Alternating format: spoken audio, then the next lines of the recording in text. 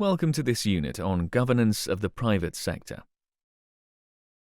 By the end of this unit, you will be able to discuss considerations for data governance in the private sector. The role of self-governance. Private sector companies push the boundaries of innovation, acting more quickly than can be anticipated by regulators, governments, and civil society. They set the rules in the code they write, the services they design, and the corporate practices and terms of service they offer. As some innovations have raised ethical concerns, some companies have strengthened their internal processes to avoid criticism. This has included introducing their own ethical principles into business operations, incorporating ethical considerations into technology design, using design-related approaches for privacy and safety.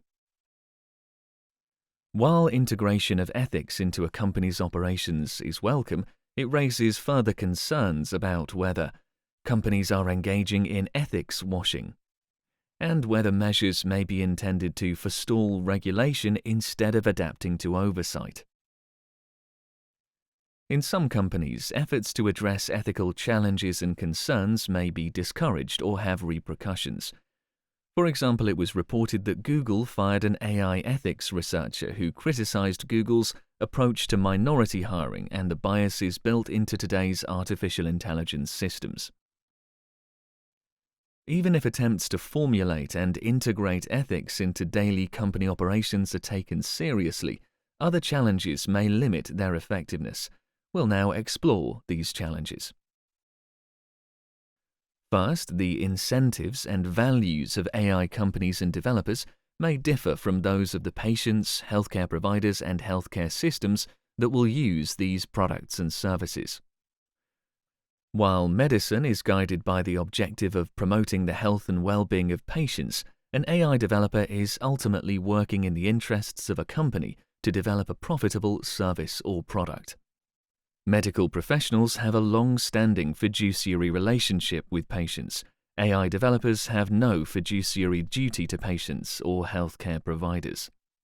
This complicates any attempt by an individual or a company to put the health and well-being of patients first. Secondly, the ethical norms adopted by companies might be difficult to translate into practice, meaning ethical principles could be watered down, modified, or rendered ineffective. It may also be difficult to determine whether ethical norms are written into the source code for an AI technology, whereas in medicine, numerous structures such as professional societies, ethics review committees, and codes of conduct determine and shape what is acceptable. Thirdly, there are insufficient legal and professional accountability mechanisms to reinforce good faith efforts of firms to turn ethical principles into practice. Unlike the medical profession, AI developers and technology firms have no effective self-governance mechanisms. And AI development does not include professional or legally endorsed accountability mechanisms. Fourthly, it is questionable whether companies can govern their own AI products and services effectively to minimize any harmful direct or indirect impact on healthcare. For example, social media companies play an important role in sharing health information through platforms. However, there is significant concern about the spread of misinformation and disinformation that undermines medical and public health information issued by governments and international agencies, which has increased since the COVID-19 pandemic. Companies should invest in improving the design, oversight, and self-regulation of their products. For example, introducing licensing requirements for developers of high-risk AI could bring developers in line with similar requirements in the medical profession and increase trust in their products and services. PPPs for AI for health. Public-private partnerships, or PPPs, are common in healthcare and emerging in the field of AI for health. PPPs offer benefits through leveraging the resources and innovative capacity of companies to generate products and services. while enabling government oversight of the activities of private companies to safeguard the public interest. There are, however, challenges in ensuring effective governance of the private sector. First, there is a significant asymmetry in skills between companies and government agencies in these partnerships. A second challenge is that the social license granted to the public sector for use of certain resources, such as patient data, may not extend to private companies, which may not be trusted because their goals and objectives may not be aligned with public expectations. Thirdly, public sector entities have competing priorities that may undermine a government's ability to oversee the partnership effectively. Fourthly, there is often concern that the contributions of the public sector and the community to technology development are not considered when allocating ownership rights, the price of such technologies, or the rules under which the technology is used. If the public sector and communities make significant contributions to a partnership but are not full beneficiaries, such collaborations may be considered exploitative. Governance and oversight of large technology companies. Large technology companies are expected to play a central role in the development and deployment of AI for health through partnerships, in-house development of AI, or acquisition of other companies. The role and involvement of these companies raises further considerations for oversight of the private sector.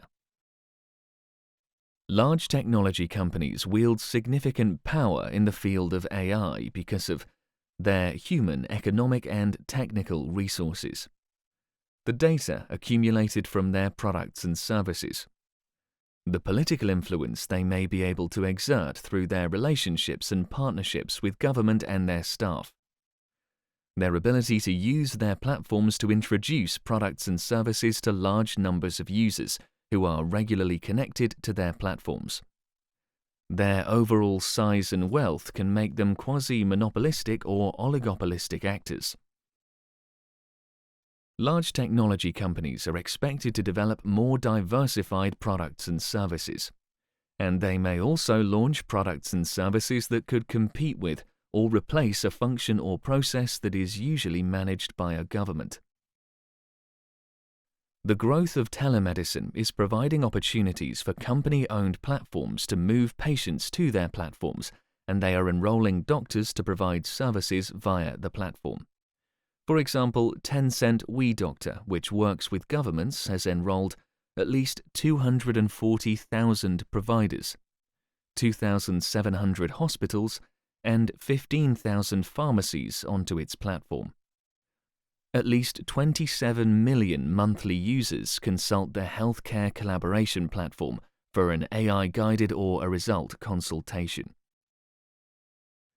Technology companies may supply the infrastructure for operation of healthcare services. This creates government dependence on the services and capabilities of the companies, rather than regulating the industry to serve the needs of the government and the public. Provision of healthcare by the private sector outside the healthcare system. The proliferation of AI applications for health outside the formal healthcare system may extend access to some healthcare advice. However, these applications raise questions and concerns. For example, were the applications designed to appropriate clinical standards? Are they user-friendly? Do they meet privacy standards for sensitive health data? Is there a risk that patient safety could be compromised? As health-based applications are not necessarily labeled as healthcare service, governments may not know them. They also pose a risk that the overall quality of healthcare could be compromised, and people with no other options may be relegated to subpar services. Governments should identify these applications, set common standards and regulations, and ensure individuals who use the applications retain access to appropriate healthcare services that cannot be provided online. An enabling environment for effective governance of the private sector. Appropriate governance of the private sector must overcome a number of hurdles. The UN Guiding Principles on Business and Human Rights are guidelines for states and companies designed to protect, respect, and remedy human rights abuses committed in business operations. Let's now explore some of these hurdles. One hurdle is the power of many of the companies involved in delivering AI for healthcare. For example, some companies employ former government officials who are asked to lobby and influence policymakers and regulators charged with overseeing the use of AI for healthcare. This can affect the ability of governments to act independently of companies. A second challenge is that AI technologies are increasingly difficult to evaluate and oversee, partly because of their growing complexity, including the use of black box algorithms and deep learning methods. The growing complexity has encouraged both governments and companies to consider models of co-regulation, whereby each party relies on the other to assess and regulate a technology.